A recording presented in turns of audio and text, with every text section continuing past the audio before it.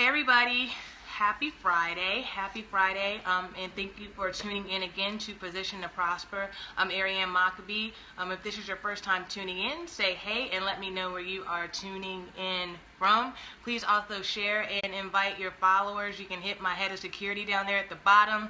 I'm going to name them one day, so if you have an idea, let me know. And also give hearts. We appreciate all the ones that you have given so far.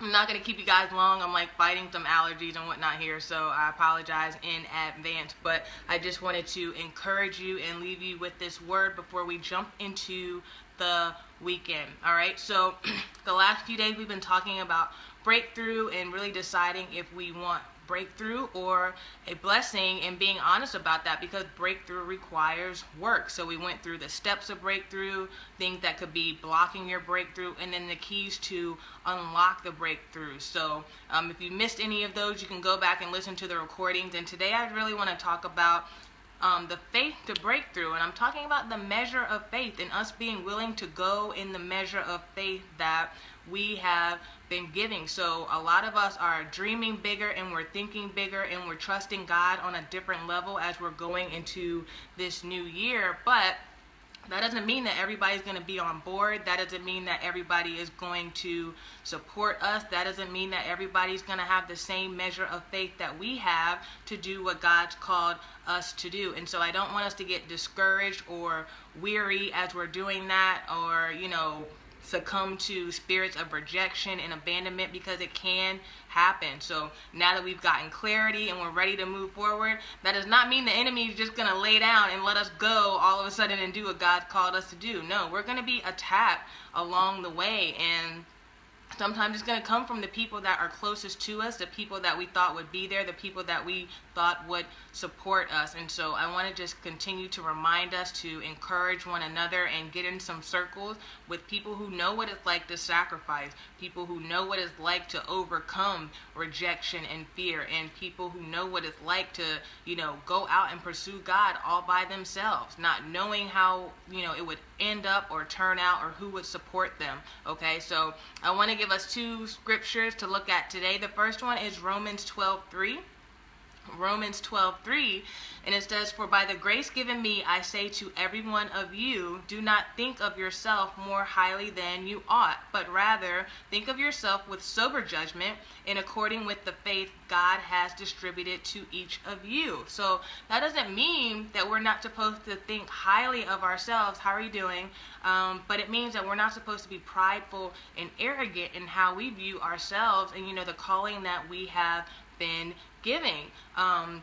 So for instance, if you are in an environment to where you seem like you're the only one, right? We talked about being the only one, but God's like, no, there's 7,000 more. You're not the only one with that particular gifting or that particular passion. But in a world of darkness, it seems like you are the only one, and everybody around you can't understand. They're blind and can't see. But that doesn't mean that you're better than them. It just means you have a different calling and a gifting on your life, and God has given that gift to you based on the measure of faith that he's given you to make it come to pass. So it doesn't mean that you can't think highly of yourself, just not above and beyond that to where we're arrogant and we're prideful and we're not willing to listen to anybody or grow in our gift and get knowledge and wisdom. Just gotta make sure you get it from the right sources. All right, so again, everybody does not have the same measure of faith, depending on, how closely they're walking with God based on their past experiences. And I know that we like to bond with people that we're familiar with, but a lot of times when you continue to go higher in your level and your walk with God, everybody can't go with you. They're not willing to, they're not supposed to. And so we want to continue to hold on to the past and press on towards the future. And it doesn't always work out like that. We weren't designed to. I mean, just think about Moses. God told him to go do something, and his insecurities got in the way. And God was like, fine, I'll let your brother go with you. But that wasn't his first choice. Like, he wanted Moses to trust him. And so God's going to test us in the same way. If he's called us to go do something, are we going to do it? Are we going to be willing to do it alone and afraid and press past all of our insecurities and our doubts and uncertainties and go do what he's called us to do? Whether he's telling you to sell your house and go move somewhere else, whether he's telling you to quit your job and, go to another city or whatever the case is, are we going to be willing to do it and fully trust God? And so we got to think of ourselves based on how God has revealed us to us, if that makes any sense to you. Because God has to always reveal me to me. He knows me and he made me. So in order to discover me, I have to seek him. I have to seek him. So it's not about being arrogant or whatever, but as you're pursuing God, yeah, you should become more and more confident in the woman or man of God that he has created you to be. And everybody's not going to be cool with that. One, because they don't know who they are, right? Misery loves company. So if somebody doesn't know who they are, they're like, oh, well, who do you think you are, right? And we talked about that when Jesus went to him. He's like, only a prophet in his own town is without honor. The people that were closest to him were like, who do you think you are? And it's because they didn't know who they were. And it's okay. It hurts and it's not comfortable for us, but it's the reality of the situation. And we just have to be committed to pressing forward in spite of. All right. So that was Romans 12:3. And the other one I want to go over is Psalm 23. Psalm 23, and I know we know this and we say it, at funerals and everything else, but I really believe that this is something that you can pray over yourself and remind yourself every single day, especially if you're feeling lonely or you're afraid and you're starting to grow weary. Remember this psalm. Memorize it. It's really quick. Depending on the version, I've gotten like a different translation kind of mixed up, so I will read from the NIV version right now. So Psalm 23 said, the Lord is my shepherd, I lack nothing. So as you are pursuing God, he is leading you and he is your provider. And I know for me, I like having all the answers. I want to see it laid out. I want a whole map. I want a game plan, the strategy, the blueprint, you name it. I want the detail. But that doesn't require a whole lot of faith, does it? It doesn't. So God will give us, a snapshot or a glimpse, and he's like, move on that. Go on what I gave you, and then I'll continue to unfold it as you walk and you trust me. And it's not always comfortable, but God is our shepherd. And it says, I'm going to lack nothing. So I may not have as much as I have now as I pursue him, but I'm not going to lack for anything. I'm not going to want for anything as I pursue God. All right. Verse 2 says, he makes me lie down in green pastures. He leads me beside quiet waters. He refreshes my soul. He guides me along the right path for his name's sake. So God's name is on the line here. We really believe that we heard from him and we're pursuing him. His name is on the line, so he's going to take care of us.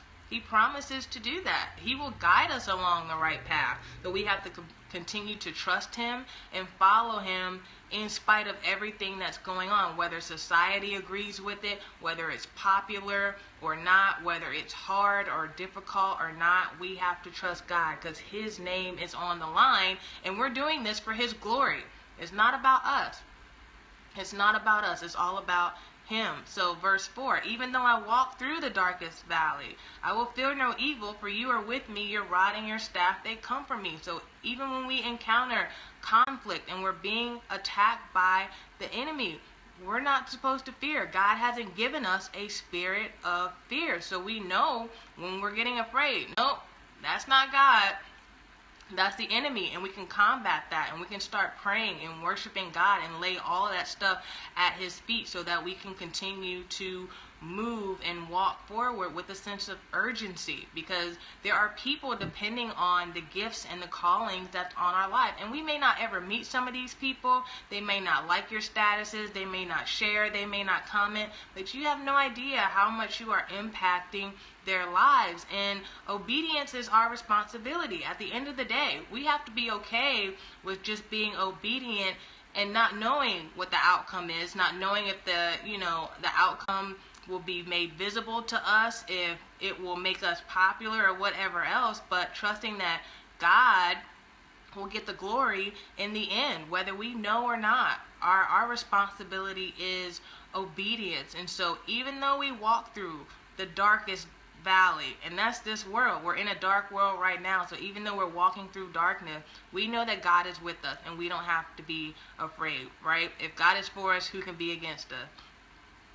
Seriously. So it doesn't seem like it sometimes, but in the end, we win. Period. All right. So verse 5, you prepare a table before me in the presence of my enemies. You anoint my head with oil and my cup overflows. So the people that may be hating on you now, they might not later on, and that's not the goal. I don't like talking about haters because it's stupid to really focus on them. We focus on God, but it doesn't mean that they don't exist, but I don't waste a whole lot of time on them. But the fact that matters, some people that are against you right now, God could use them later on. You just never know. But again, it's for his glory. It's for his glory. And it says he anoints our head with oil and our cup overflows. So God has anointed us. He has appointed us. Our cup runneth over with his glory and his goodness. We're never lacking anything. He is always there for us and with us. So we don't have anything to fear. And then verse 6 says, surely your goodness and love, or other translations say your mercy, will follow me all the days of my life, and I will dwell in the house of the Lord forever. So we are always surrounded by God. Always. His grace, his mercy, his love, his favor, his wisdom. He is always with us. His Holy Spirit is on the inside of us, leading us and guiding us. So we have nothing to worry about. It's so much easier to say than when our eyes can see the bank account, dwindling day by day, or the people continuing to fall away and our circles are getting smaller and smaller. It's really hard to stay focused on God, but we got to do it. And that's why I say to make sure that you are, as you're going higher and you're going deeper in your relationship with God and pursuing the calling that's on your life, that you surround yourself with people that understand. You know what? I went through that too, but I made it. This is where I am now because I made the sacrifices, because I continue to trust God. I encountered the same type of thing. So you're not going to be able to get support from people who have never stepped out on faith, right? And when Peter walked on water, the people that stayed in the boat, they don't have that kind of testimony. Like, he couldn't ask them, so what do y'all think I should do? They were all just as scared as he was. So what do you think they would have said? Nah, dude, stay in the boat. Stay in the boat. And he had to make the decision to go out. No, I want to experience Christ in this moment. And he went out and did it. And he couldn't wait for everybody else that stayed in the boat. And so now his story and his testimony is very, very different than theirs. And it will be the same thing for all of us who are willing to step out of our boat too, versus the people who are willing to stay in and to stay on dry land and not risk anything. Like, this is risky. Following God, it's risky, but it's worth it. It's risky, but it's worth it. And God promises that we will reap our harvest and our reward, not just in heaven, but here on earth as well, if we would continue to remain available and committed and open to being used by him in spite of everything else. He said, you got to take up your cross and follow me. If you want to save your life, you'll lose it. But those who are willing to lose their lives for him will find it.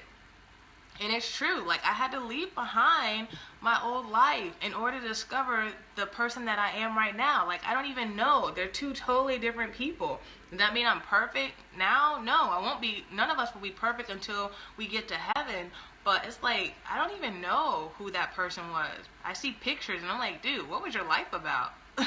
Like, what was your life about? But I would not be the person that I am today, right now, the person that I am becoming, if I had not let go of that past life and really sought the Lord. Lord, who am I? You created me. And I always, from a little girl, was always on the hunt for why I was here, who I was. Like, I always wanted to know, okay, what does my name mean? What are my giftings? What is my, Myers-Briggs and all these other personality tests? And I was getting little bits and pieces. I was in horoscopes for a while. That didn't work out so well.